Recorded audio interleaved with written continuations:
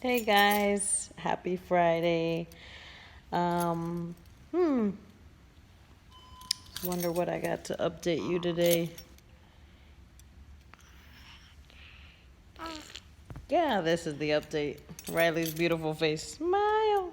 Say hello. Show him your spoon. Is that your key? Show him your spoon. Let's see.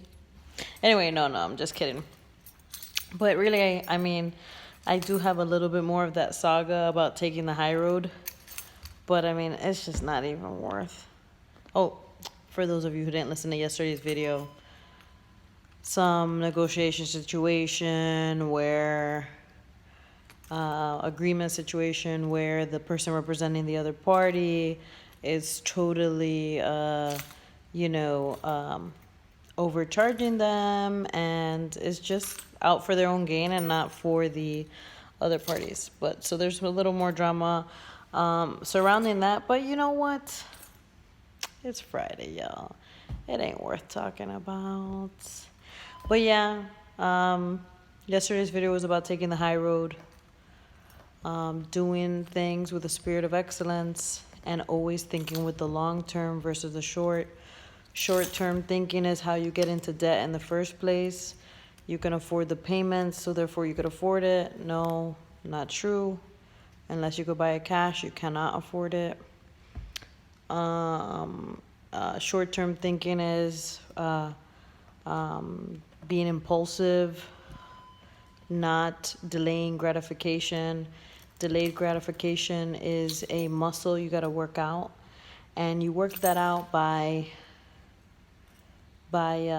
each time you say no to the thing that you'd normally fold to, that you normally want to what's it called, have at the moment, like cheap food.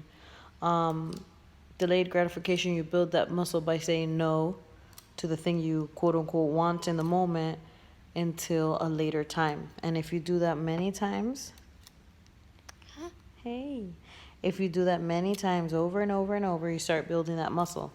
So now that we're down in this road in this conversation, yeah, I recommend to work on building the delayed gratification muscle. That will help you keep focused on your long-term play versus the short-term play.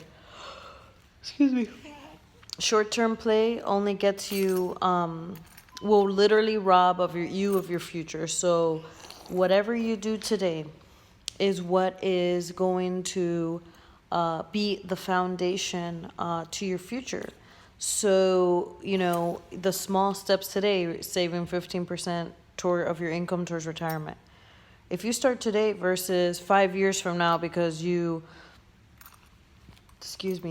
were you didn't want to sacrifice that money, in the sense of you wanted a particular house or a particular car that was, excuse me, I don't know why I have so many burps. I'm so sorry. I think it's because I just had lunch. But you bought something that was too expensive. You want things that are too expensive now, that you should have sacrificed your 15% of your income to retirement. And 5 years from now is when you really get started.